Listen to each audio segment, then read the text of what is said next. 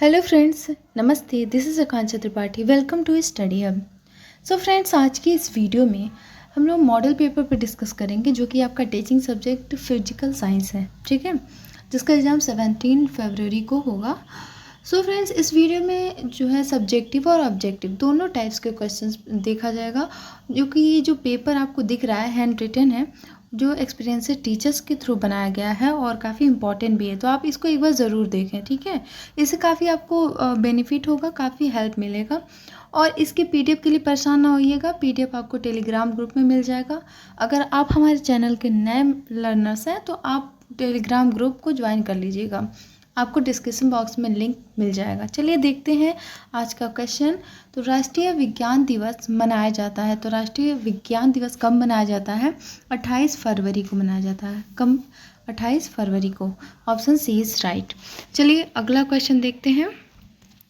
तो सेकंड है, quantum theory of light की खोज की थी। तो क्वांटम थ्योरी ऑफ लाइट की खोज किसने की थी? आइंस्टीन ने। किसने? आइंस्टीन ने, अल्बर्ट आइंस्टीन। अगर बात करते हैं कि जो है क्वांटम सिद्धांत किसने दिया था, ठीक है, क्वांटम थ्योरी, तो आप कहेंगे डेनिस ने, ठीक है। चलिए आगे देखते हैं।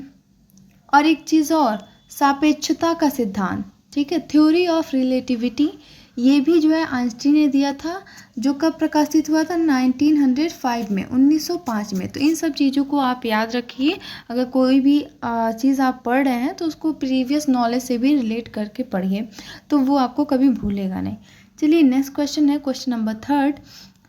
रेल के इंजन का आविष्कार किसने किया? तो रेल के इंजन का आविष्कार आपके जॉर्ज स्टीवेंसन ने किया था। अगला क्वेश्चन है, उद्देश्यों के कितने पक्ष होते हैं? तो उद्देश्यों के 2 पक्ष होते हैं। ऑप्शन ए इज करेक्ट, ठीक है। एक होता है आपका विशिष्ट उद्देश्य, एक होता है सामान्य उद्देश्य, ठीक है।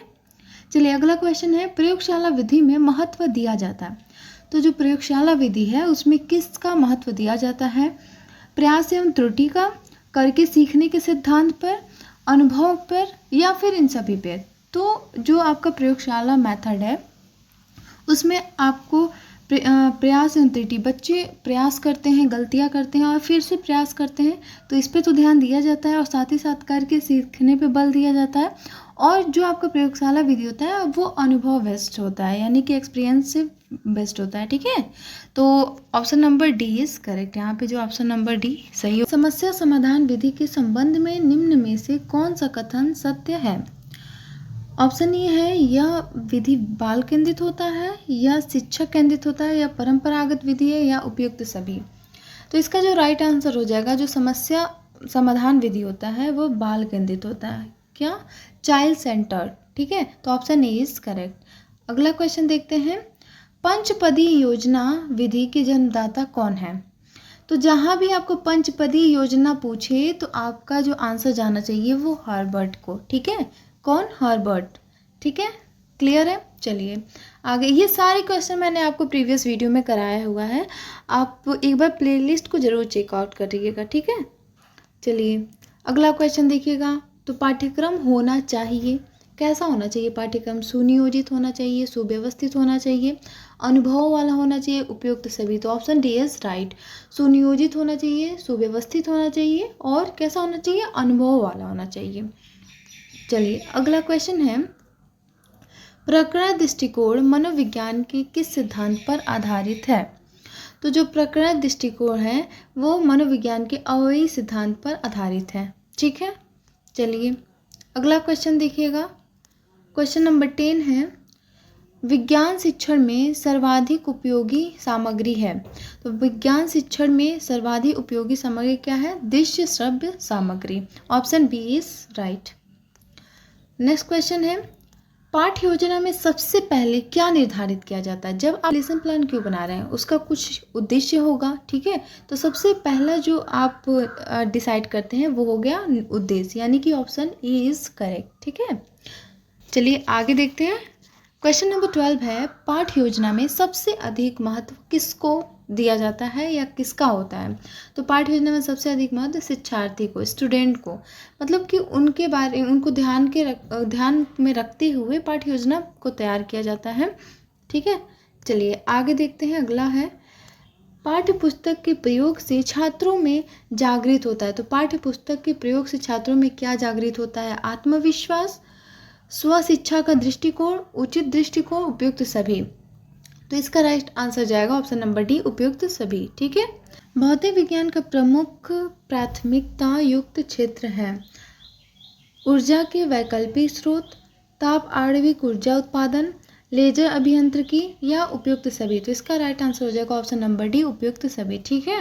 ये सारे जो हैं ये भौतिक विज्ञान के प्रमुख क्षेत्र हैं। चलिए नेक्स्ट देखिएगा, रिस्पॉन्स इन द लिविंग। क्या है? रिस्पॉन्स इन द लिविंग नामक जो पुस्तक है यह किसका है? तो ये जो रिस्पॉन्स इन द लिविंग है ये जेसी बोस का पुस्तक है। किसका? जेसी बोस का। ठीक है। चलिए नेक्स्ट क्वेश्चन देखते हैं। विज्ञान विषय की प्रकृति है। What is the nature of science? सुव्यवस्थित, सुनियोजित, सुव्यवस्थित एवं सुनियोजित। तो इसका जो राइट आंसर हो जाएगा ऑप्शन नंबर सी, सुव्यवस्थित और सुनियोजित होता है। नेक्स्ट क्वेश्चन देखिएगा, भावात्मक पक्ष के उद्देश्यों को विश्लेषित किया जाता है। किसने किया है? जो शैक्षिक उद्देश्य है आपका संज्ञानात्मक, भावात्मक और क्रियात्मक। ठीक है, जो कि ब्लूम ने दिया है। तो ये जो भावात्मक पक्ष है उसको बेसिकली यहाँ पे पूछा जा रहा है किसने दिया है। तो इसका राइट आंसर हो जाएगा क्रेथवाल तथा मसीहा ने। अगर हम बात करते हैं संज्ञानात्मक पक्ष को किसने दिया है तो आपका हो जाएंगे बीएस ब्लूम ने। ठीक है। और आपका क्रियात्मक पक्ष सिम्पसन ने दिया है। तो इस चीज़ को याद रखिएगा। चलिए आगे देखिएगा, उच्च प्राथमिक स्तर पर भौतिक विज्ञान शिक्षण के उद्देश्य हैं। उच्च प्राथमिक स्तर पर भौतिक विज्ञान के शिक्षण के उद्देश्य क्या है? निम्न प्राथमिक स्तर में प्राप्त क्षमताओं को सुदृढ़ व संगठित बनाना। बिल्कुल सही है। और ऑप्शन नंबर बी है वैज्ञानिक ज्ञान की प्रकृति को समझने में छात्र की सहायता करना। तो ये दोनों ऑप्शन आपको सही है। ऑप्शन ए और बी दोनों सही है। ठीक है। चलिए नेक्स्ट क्वेश्चन देखते हैं, व्याख्यान विधि के या व्याख्यान पद्धति के कितने पद होते हैं? तो व्याख्यान पद्धति के टोटल 5 जो है स्टेप्स होते हैं। आगे देखिए अगला क्वेश्चन है, व्याख्यान विधि के गुण हैं। व्याख्यान विधि के क्या क्या कैरेक्टरिस्टिक हैं, क्या जो उसके मेरिट्स हैं उसको देखिएगा। यह अध्यापक केंद्रित होता है। तो बिल्कुल ये क्या होता है? अध्यापक केंद्रित होता है। इसमें जो बच्चे होते हैं वो क्या होते हैं? निष्क्रिय होते हैं। और छात्र क्या होते हैं? जो आपके टीचर होते हैं, शिक्षक होते हैं, वो क्या होते हैं? सक्रिय होते हैं। नेक्स्ट देखिएगा, करके सीखने के सिद्धांत पर आधारित है। तो करके सीखने के सिद्धांत पर आपका प्रयोगशाला विधि आधारित है। ठीक है। नेक्स्ट क्वेश्चन है कि परियोजना विधि के जनक कौन है? तो परियोजना विधि के जनक आपके किलपैट्रिक हैं। क्वेश्चन नंबर 23 है, किलपैट्रिक महोदय के अनुसार परियोजनाएं कितने प्रकार की होती हैं? तो इनके अकॉर्डिंग जो परियोजनाएं होती हैं वो 4 टाइप्स की होती हैं। ठीक है। नेक्स्ट क्वेश्चन है कि समस्या समाधान एक ऐसी रूपरेखा है जिसमें सृजनात्मक तथा चिंतन तर्क होते हैं। तो ये जो कथन है वो स्कीनर का है। ठीक है। चलिए नेक्स्ट क्वेश्चन 25, किसी धावक द्वारा, यहाँ पे क्वेश्चन है। ठीक है। आपको यहाँ पे न्यूमेरिकल आ गया। क्वेश्चन नंबर 25 दिया है कि किसी धावक द्वारा 50 किलोमीटर की दूरी 2 घंटे में तय करने में कितनी चाल से दौड़ना होगा? तो यहाँ पे आपको दूरी दे दिया गया है। दूरी कितना है? 50 किलोमीटर। और आपका जो घंटा है, जो टाइम दिया गया है वो कितना है? 2 आवर्स। ठीक है। और आपसे पूछा क्या जा रहा है? चाल, स्पीड पूछा जा रहा है। तो स्पीड इक्वल टू आपको पता है डिस्टेंस अपॉन टाइम। ठीक है। डिस्टेंस आपका 50 है, टाइम आपका 2 आवर्स है, तो आप कैंसिल करेंगे 25 आवर्स। ठीक है। तो इसका जो राइट आंसर हो जाएगा ऑप्शन नंबर हो जाएगा बी। ठीक है। क्वेश्चन है, 12 किलोग्राम द्रव्यमान की किसी वस्तु में 2 मीटर प्रति सेकंड स्क्वायर का त्वरण उत्पन्न करने के लिए कितने बल की आवश्यकता होगी? ठीक है। तो यहाँ पे आपका मास दिया हुआ है कितना? 12 किलोग्राम। और आपका त्वरण एक्सीलरेशन जो है वो कितना है? 2 मीटर प्रति सेकंड स्क्वायर। आपसे पूछा जा रहा है फोर्स। ठीक है। फोर्स इक्वल टू क्या होता है? Mass into acceleration. ठीक है। द्रव्यमान गुणे क्या होता है? त्वरण। अब आप मल्टीप्लाई कर दीजिए 12 इंटू 2 क्या हो जाएगा? 24। आपका जो राइट आंसर हो जाएगा 24 ग्राम मीटर प्रति सेकेंड। ठीक है। चलिए अगला क्वेश्चन देखते हैं। शैक्षिक पर्यटनों से छात्रों में निम्न में से कौन सा विकास होता है? सौंदर्यानुभूति की क्षमताओं का, सहयोग की भावना का, छात्रों के ज्ञानात्मक तथा भावात्मक पक्ष का, इन सभी का। तो इसका राइट आंसर हो जाएगा ऑप्शन नंबर डी। ठीक है, चलिए नेक्स्ट क्वेश्चन देखते हैं। दाब का मात्रक है, दाब का मात्रक क्या होता है? न्यूटन प्रति मीटर स्क्वायर। क्या होता है? न्यूटन प्रति मीटर स्क्वायर। नेक्स्ट क्वेश्चन देखिए। निदानात्मक परीक्षा में प्रश्नों का चयन किया जाता है? तो जो निदानात्मक परीक्षा होता है उसमें प्रश्नों का चयन किस प्रकार से किया जाता है? संपूर्ण पाठ्यक्रम से किया जाता है, या पिछली कक्षा के पाठ्यक्रम से, या किसी एक प्रकरण से, या प्रकरण की विषय वस्तु के किसी एक विशेष भाग से? तो क्या होगा आपका राइट आंसर? हो जाएगा ऑप्शन नंबर डी। प्रकरण की विषय वस्तु के किसी एक विशेष भाग से जो है प्रश्नों का चयन किया जाता है। अगला क्वेश्चन देखिएगा।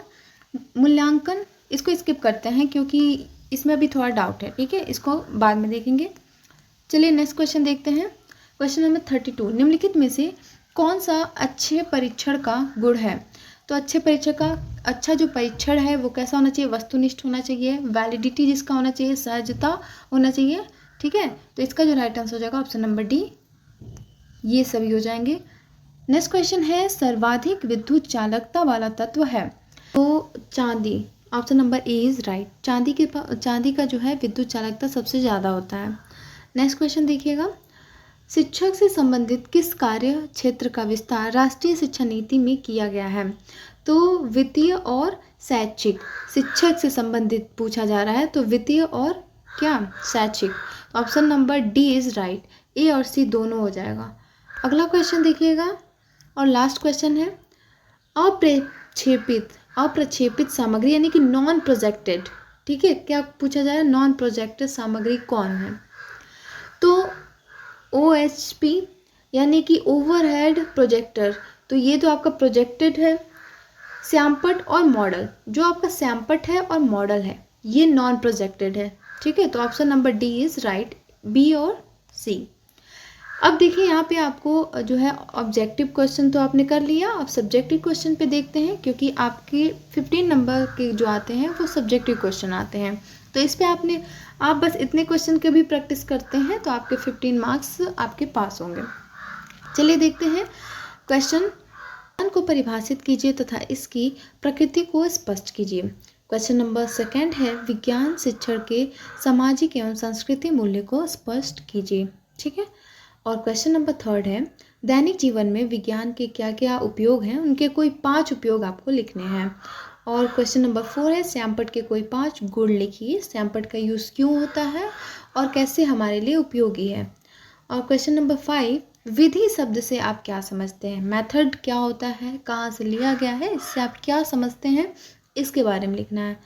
और क्वेश्चन नंबर 6 है। विधि एवं प्रविधि में क्या अंतर होता है? अब विधि क्या होता है और प्रविधि, इससे आप क्या समझते हैं, इसके बीच का क्या डिफरेंस है, इसको लिखना है। और क्वेश्चन नंबर 7 है। विज्ञान शिक्षण के अनुसंधान विधि को स्पष्ट कीजिए। विज्ञान शिक्षण की अनुसंधान विधि को आपको लिखना है तथा इसके गुण दोष को भी यहाँ पे वर्णन करना है। और क्वेश्चन नंबर 8 है। एक अच्छी पाठ्यपुस्तक की विशेषताओं को सूचीबद्ध कीजिए। एक अच्छी पाठ्यपुस्तक कैसी होनी चाहिए और किस प्रकार से बच्चों के लिए उपयोगी होता है, कैसे उनको जो है हेल्प करता है, तो इसके बारे में आपको लिखना है। और लास्ट आपका क्वेश्चन है। विज्ञान अध्यापक की गुण व विशेषताएं लिखिए। तो विज्ञान शिक्षक के कैसे क्या क्या गुण होने चाहिए और क्या उनकी विशेषताएं होनी चाहिए उसके बारे में लिखना है। सो ओवरऑल ये था आपका सब्जेक्टिव कुछ क्वेश्चन। ठीक है, इस पर आप प्रैक्टिस ज़रूर कर लीजिएगा और आप चाहे तो अपना जो आंसर राइटिंग है वो आप ग्रुप में भी भेज सकते हैं। सो ये थे आज के क्वेश्चंस। मिलते हैं आपसे नेक्स्ट वीडियो में, तब तक के लिए bye bye, take care, have a nice day.